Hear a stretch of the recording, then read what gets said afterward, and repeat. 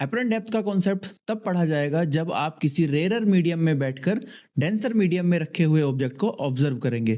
तो denser medium जैसे अगर आप एयर में रहकर वाटर में देखने की कोशिश करते हैं या एक ग्लास स्लैब के अंदर या ग्लास स्लैब के जस्ट पीछे रखी हुई किसी चीज को देखने की कोशिश करेंगे, ऐसे केस में इंट्रोड्यूस हो जाता है एपरेंट डेप्थ। और इसमें होगा क्या? इसमें यह होगा कि डेंसर मीडियम में रखा हुआ ऑब्जेक्ट अपनी एक्चुअल पोजीशन से थोड़ा सा आपकी तरफ शिफ्ट होता हुआ नजर आएगा। मतलब अगर आप स्विमिंग पूल के अंदर देखते हैं तो उसकी गहराई कुछ कम नजर आएगी।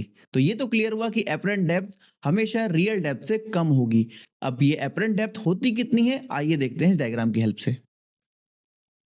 अभी मैंने एक कंटेनर लिया है, इसमें यहां तक इस लेवल तक वाटर फिल किया हुआ है। तो इसको मान लेते हैं अभी इसकी रियल डेप्थ, जहां तक वाटर फिल किया हुआ है।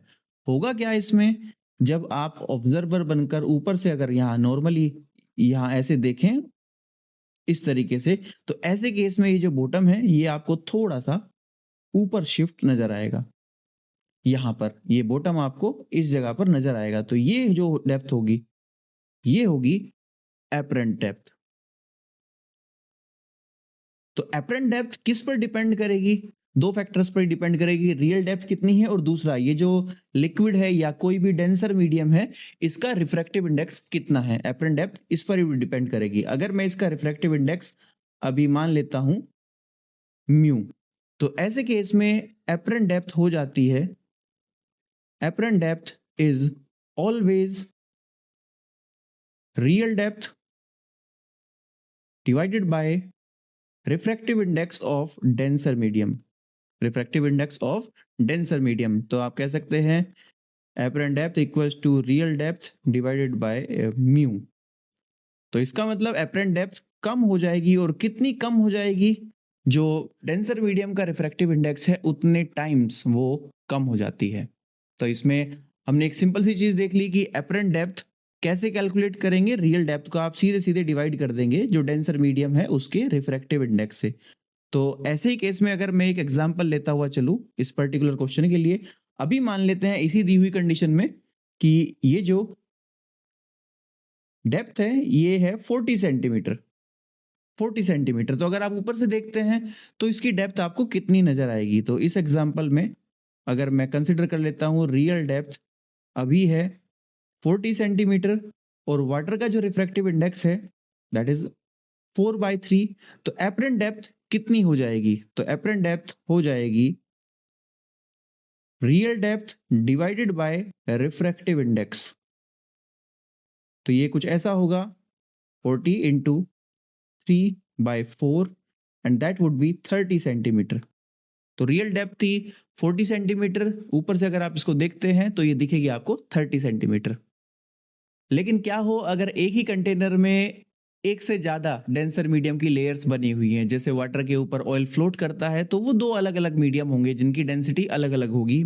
और ये ऑप्टिकल डेंसिटी की बात कर रहा हूं मैं, यहाँ मास डेंसिटी की बात नहीं है। ऑप्टिकल डेंसिटी जो रिफ्रैक्टिव इंडेक्स का आइडिया आपको देगी। तो चलिए अगर मैं यहाँ इस डायग्राम में देख लेता हूँ, 4 लेयर हैं इसमें। यहाँ पहली लेयर की जो रियल डेप्थ है वो D1 है एंड सो ऑन। जैसे दूसरे के लिए अगर ले लें D2, तीसरी लेयर के लिए D3, और ये जो लास्ट लेयर है इसके लिए मैं ले लेता हूँ इसकी रियल डेप्थ है D4। इसमें पहला वाला जो कोई भी लिक्विड हो सकता है, कुछ भी है, उसका रिफ्रैक्टिव इंडेक्स μ1, इसका μ2, ये है μ3 और ये है μ4। तो अगर इस केस में आप ऊपर से ऑब्जर्व करेंगे तो अलग अलग लेयर की वजह से आपको जो एपरेंट डेप्थ दिखेगी, मतलब ये जो बॉटम है इसकी एपरेंट डेप्थ आपको कितनी नजर आएगी, तो उसको कैलकुलेट करने का तरीका बिल्कुल आसान रहेगा। तो ऐसे केस में एपरेंट डेप्थ जो होगी वो हर एक लेयर की वजह से जो एपरेंट डेप्थ का इफेक्ट आएगा उन सब का टोटल होगा। कैसे? पहली लेयर की वजह से बनने वाली एपरेंट डेप्थ, तो मैं इसको ऐसे इंडिकेट करूंगा, पहली लेयर की वजह से बनने वाली एपरेंट डेप्थ प्लस दूसरी लेयर की वजह से बनने वाली एपरेंट डेप्थ प्लस तीसरी लेयर की वजह से बनने वाली एपरेंट डेप्थ प्लस चौथी लेयर की वजह से बनने वाली एपरेंट डेप्थ। इन सब का जो टोटल होगा वही होगी apparent depth due to multiple layers. तो फाइनल इसको कैलकुलेट कैसे करेंगे? तो अभी जो पिछला टॉपिक हमने देखा उसमें देखा था कि एपरेंट डेप्थ होता है real depth divided by refractive index. तो पहली लेयर में जो रियल डेप्थ है वो है d1 और रिफ्रैक्टिव इंडेक्स है μ1।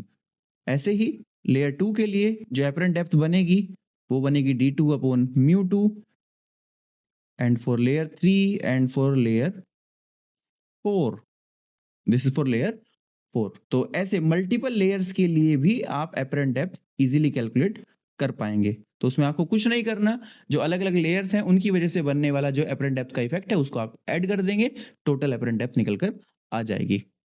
अब ऐसे केस में कभी कभी आपसे पूछेगा कि ये जो अलग अलग रिफ्रैक्टिव इंडेक्स की लेयर्स हैं, अगर एक इसको सिंगल लेयर मान लिया जाए तो उसका जो कंबाइंड रिफ्रैक्टिव इंडेक्स होगा वो क्या होगा। कंबाइंड रिफ्रैक्टिव इंडेक्स होगा तो वो क्या होगा। तो उसके लिए क्या करना पड़ेगा, उसके लिए आप एक जनरल फॉर्मूला चेक करेंगे पहले।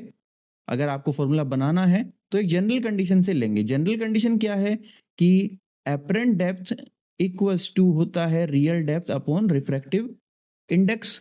इसका मतलब यहां से रिफ्रैक्टिव इंडेक्स निकल कर आता है real depth upon apparent depth. अब अगर मल्टीपल लेयर्स हैं और उनके लिए कंबाइंड रिफ्रैक्टिव इंडेक्स आपको फाइंड करना है, कंबाइंड रिफ्रैक्टिव इंडेक्स, तो वो क्या होगा।